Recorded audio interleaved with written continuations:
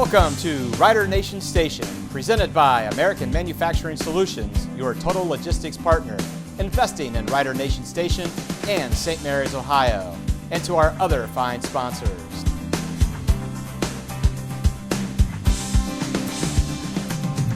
Thank you for joining us for another week of Rules of the Game with Mark Cisco. I'm here with Mark, and Mark, this week we had a little bit of a tough loss for the Rough Riders with Wapak, looking to get back on track with OG. So later on here in the show, we're going to look at some clips from that game with Wapak and have you take a look and see what maybe were the right calls, was something missed? Glad to. Yep. All right. Mark, I wanted to before we get to that segment, wanted to talk a little bit about officials. I read in the off season that there's a shortage of high school officials in Ohio. Was curious what it takes to become an official, what steps someone would have to go through in order to become an official. Oh, okay, thanks, Zach. Yes, there is a shortage of officials in Ohio. Football, soccer is really bad. Some other sports are better than others. To become an official in the state of Ohio, most sports you are required to take basically an adult education class. It amounts to 24, 25 hours of classroom, including some field work in that 24, 25 hours. Pass a test, basically, and if you fulfill all those requirements and you are ruled competent to work on the field, all right, and that's part of the deal too. If you can pass the test but you have no clues what you're doing on the field, then you won't pass, obviously. But all those things considered, if you're able to do all those things, the state of Ohio, or the OHSAA, the Ohio High School Athletic Association, will issue you a permit to officiate sub-varsity games, for football especially. After 1 year of experience, you can take another test and then apply to become what's known as a Class 1, which allows you to do varsity contests on down through the junior high levels. So it's really not terribly difficult. Takes a little time, but anything worth doing is going to take a little time. Are there courses that are taught for that? There is a course. I'm an instructor, and this year I had four folks in my class that were really good guys. I think a couple of them will really do well. The other two are going to be good officials as well, but I think a couple of them have aspirations to be at the next level, which I think with time and effort they will get there. So there is a course of study, but it's basically the rule book, the mechanics book, and that's all materials all sent to them for the course fee. And at the end of the course, if everything goes well, they can officiate. So next level, that means college, potentially professional? Professional. There are a couple guys in the Lima area that came from Lima that are working at the pro level. There's a fellow from Findlay that is also working at the pro level and has had a Super Bowl assignment. So wow. It's possible. And yeah. There's folks in the area that work D1, D2, D3. Now, so the college level, is that full-time? Is that part-time? No, it's not. It's not. Everybody that works at the college level, especially in football, if they're doing football only, that's a part-time deal for them. Now, don't get me wrong.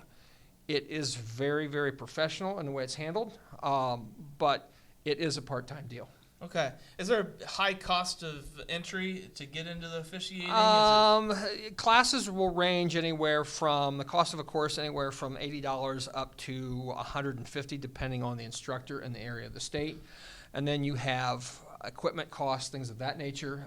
Most of the time, you can get yourself equipped with what you need for football for $150, shirts, pants, shorts, shoes, things of that nature. What's the compensation like at the high school level then? Do you get to recoup that very much Varsity easily? contests range from $80 for the varsity contest to some leagues are still paying $65. Okay. Junior high games, depending on the conference, will pay anywhere from $45 to $50 per game, and anywhere in between. Okay. Well, a lot of good information there. I know, unfortunately, we've noticed some of the officials are aging and the crews are aging. So certainly if we could, get some more younger blood into that sort of thing. Younger blood is necessary. I believe the statistic is in the state of Ohio, the average age of a football officials is 55 plus. Okay. That's average age. There are some that are older, and of course there's some that are younger, but we're aging, and there's just not enough folks to replace us. It makes it tough, too, when you're a fan of a football team. You're not going to be necessarily refereeing or officiating those teams. Correct. So if on a Friday night you want to do something, you want to go watch the Rough Riders, you can't most nights because you're in Toledo or somewhere else. Yeah, I think I've in the years that I've been doing this, which is 38 years, I think I have only seen the Riders play on a Friday night once. Wow. Well, so it takes a special person to want to do this. So Yes. certainly, I think everybody can keep their eyes out for any courses that are offered in the off season if that's something that they aspire to do. So. They should check the website, the ohsaa.org website, and click on the officiating link. And normally when classes are listed for specific sports, they will show up in that area. All right. Well, thank you very much, Mark. When we come back, we're going to take some look at some clips from the Wapak game. So join us on the other side of this break. Guarneri's on Spring Street, home of the signature Big Ralph Sub, Pizza, and Calzone. Come try our thirst-quenching Rider Aid before, during, and after the game. Post-game live music every Friday night. It's Guarneri's. Give them a call, 419-394-2244. We're back, right, Yes. Zach? We're back from that break. Thank you again to our sponsors here at Rules of the Game with Mark Cisco. Mark, we want to look at some clips from the Wapak game. All right. The first clip here was from a blocked field goal early in the game. St. Mary's blocked Wapakoneta's field goal. Wapakoneta blocked St. Mary's field goal, and they returned it a little bit.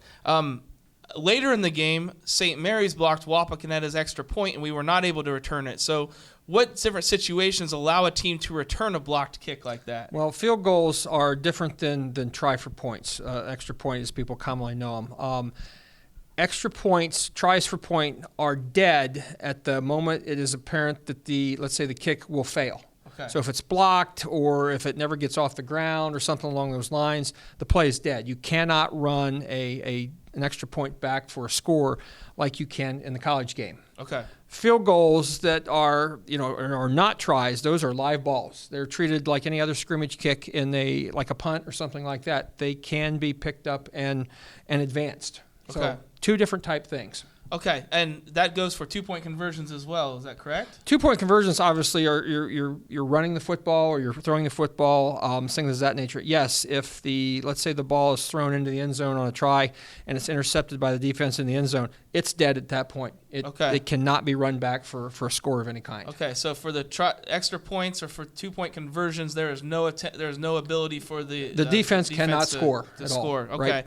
And then on the field goal, it doesn't matter if it's caught in the air or caught or if it's blocked on the ground. Makes no difference. Either team, if the ball is blocked and is behind the line of scrimmage when it's picked up, either team can advance.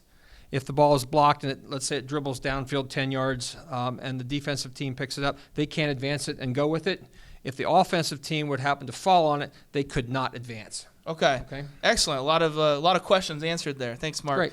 The next clip we want to look at from the game was a late hit called on St. Mary's. You'll see the Wapakoneta runner to the right of your screen get tackled, and then a St. Mary's defender come in there, number 4.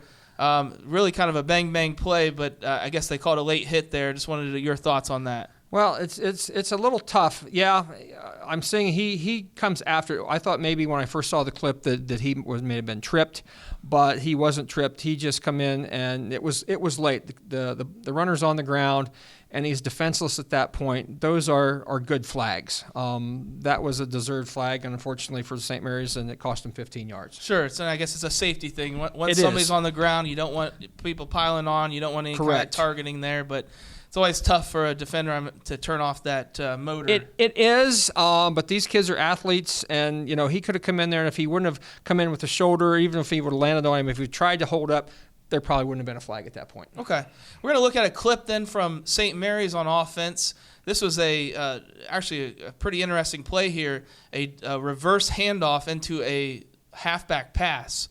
You can see the guards pull out to the right, the one running back handoff to the other to the wing back, and step up and make a pretty nice throw in the pocket. There was pass interference called into the play, but there was also a legal man downfield called on number 97 that you see standing there at the end of the play. Just curious, what constitutes a legal man downfield, and was this the correct call in this situation? All right, so first of all, to be an eligible receiver downfield, all right, you have to be wearing numbers that are not between 1 and 49 and 80 and 99. In other words, if you're wearing 50 through 79, you are not eligible to catch a pass. So Okay. therefore, you are not allowed to venture downfield more than 2 yards before the ball's thrown. Number 97, who was on the right end of the line there, and he's fine. He has an eligible number. It's fine, so he could go downfield at any point. And even if he had an ineligible number there, even if let's say it was 79 there, whether he was more than 2 yards downfield when the ball was released is a little bit questionable. And if you're going to make that decision based on 5 or 6 inches, to me, that's probably what I call a ticky-tacky call. Okay. It's nitpicking. 97's blocking, and then he starts forward, 2 yards, ball's thrown. He may have been a half a step over the 2-yard expanded neutral zone is what we call it. That call I do not agree with. Okay, so 97 would have been an eligible receiver anyway. Correct. So he's allowed to be downfield. He is allowed to be downfield in any case. And even if he wasn't, it's pretty close to the line of scrimmage that it probably fairly close where you're going to start nitpicking as to where he was when the ball was actually released. And the timing of that matters is when the ball is released from the, Correct. From the hands. Not necessarily when it would cross the line of scrimmage or anything like that. When the ball is released, all those linemen are free to move downfield without issue. And I think in the clip you can see that most of the linemen are still almost Yes. on the line of scrimmage when the ball is released. They're So- within 2 yards, which is known as the expanded neutral zone. So they're fine in there. Right. 97 is the only one that they could possibly be looking at, and I don't agree with the call. Okay, well, that's interesting. We want to look at one more clip then. I know St. Mary's has done this in the past. Several teams do this, but sometimes you can see the offensive shift before the ball is snapped. In this case, you see Wapak have the tight end and their wingback shift from the right side to the left side. Correct. So you have 2 men in motion.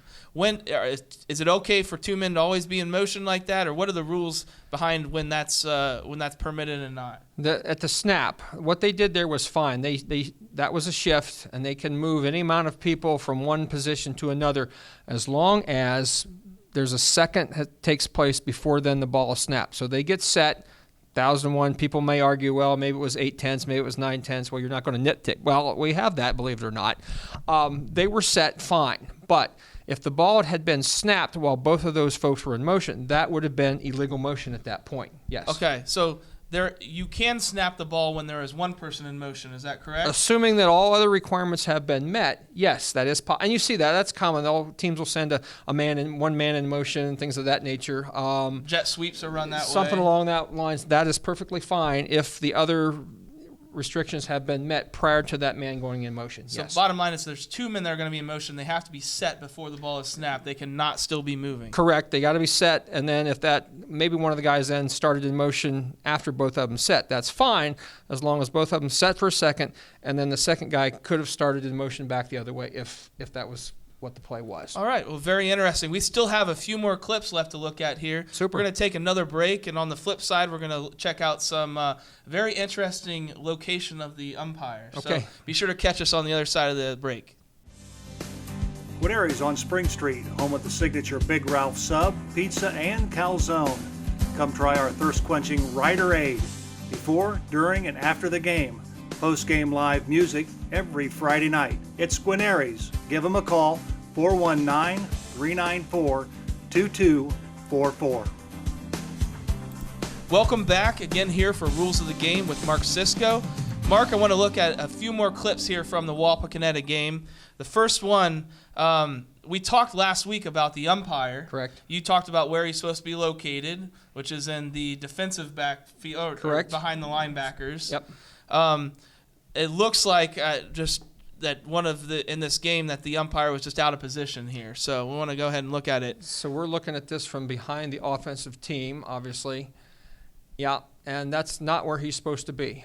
And he realizes it a little too late and then decides, well, they're going to snap the football. It's best that I stay put.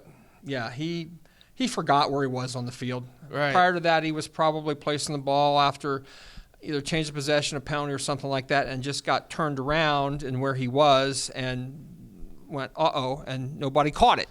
Right. Not trying to pick on anyone, but wanted to thought that was interesting since last week we just talked about where his proper position is. I have found myself on a punt play, change of possession like that, not immediately aware of which side of the ball I'm supposed to be on. But my umpire, being a smart guy, says, "Hey, you're where it needs to be." I've never been caught on the wrong side of the ball when the ball is snapped, but it happens. Okay. All right. The next call we want to look at was a hold on Wapak. The running back is the quarterback actually rolls out to the left side of the screen here, and it looks like right at the end of the play you can see number 5 Keck, who's a great runner, by the way. Yes. Had a great game. Looks like he kind of goes out into a pass route and there on the right side, grabs the Rough Rider defender, and just at the very end there on the very left side of the screen, it looks like he kind of flips around and tosses the guy. So could very well be. It's really difficult to tell there, and that technically probably would have been a hold. I would say one thing on this play, prior from what we can see, 5 coming out and him and 30, whatever they are, engaged there on the left side of the screen. That's fine right there. No big deal. We go forward, and then we can't really see what goes on. Could be a hold, and it probably was. There was probably a jersey stretch and something in there. But philosophically, if there's a tackle made, maybe by the guy that's being held, is there really a hold? Was there really an advantage gained by that hold? And then you're talking advantage, disadvantage there. So was the call correct? Technically, probably.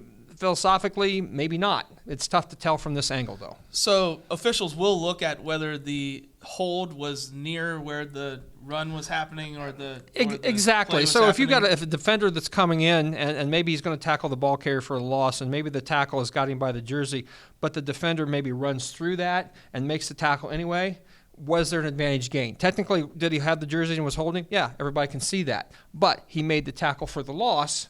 So really, did it deter him from making the play that he was supposed to play? Will they look at if it's on the backside of a play too, where the defender really can't get involved? Backside is going to be more lenient on that, because normally those folks are out of the play anyway, and unless it's a real major jersey stretcher, takedown, throw me down type situation that everybody in the stand notices, it's probably not going to get called. Okay. All right, that's interesting. I know I had a couple at center where I thought I was way out of the play, and they still called a hold on me. So. Yeah, but how long ago was that? That's a long time ago. Too long ago to talk there about. There you go. Well, the next call we want to look at is towards the end of the game, end of regulation. St. Mary's was attempting, to see if they could get anything started there with maybe a minute left. It looked like from the stands and from a lot of people that the runner was tackled out of bounds and that the clock should have stopped. Right. But the line judge over there kept the clock going. So just curious if what the rules are behind that. If it's tackled, if they run out of bounds on their own, when does the clock stop? If progress was stopped, if he ruled progress was stopped in bounds, all right, which from this angle it appears not. You can see the ball carrier there on the left-hand side. If he was stopped in bounds or pushed backwards out of bounds, then the clock would run. But philosophically here, the play appears to be that he's tackled and is either tackled going forward and he's trying to get out of bounds. Philosophically here, if we know as officials that what they're trying to do, and we do, I mean, we've been around long enough to know that they're trying to get out of bounds. And even if you run sideways, backwards, or frontwards out of bounds, we're going to stop the clock. And in this situation, probably in a different crew, you might have had the official stopping the clock there because, unless he was driven backwards out of bounds, you're going to stop the clock in this situation. I mean, it's just the thing to do. And by rule, that's one of those things where they pay us the big dollars to make those decisions, $75 a night to make that decision. So, yeah, it looks like he's turned the corner and he gets tackled, from behind sort of with the ball carrier being out front. So my guess is he was going forward. This clock should have been stopped. Okay. From that angle. What if he would have run out completely untouched on his own? Untouched on his own. He can do that. The ball's going to stop. It's okay. not a problem. Progress, I mean, anytime you run out on your own, the ball's going to stop. He even could have thrown the ball. Actually, the runner could have got over there and thrown the ball backwards out of bounds. Yeah. That would have stopped the clock. So the only time that the clock should really be running on that is if his forward progress is stopped inbounds. Inbounds, and correct. And by that we mean inbounds, and if he falls out of bounds after he was stopped, the clock should run.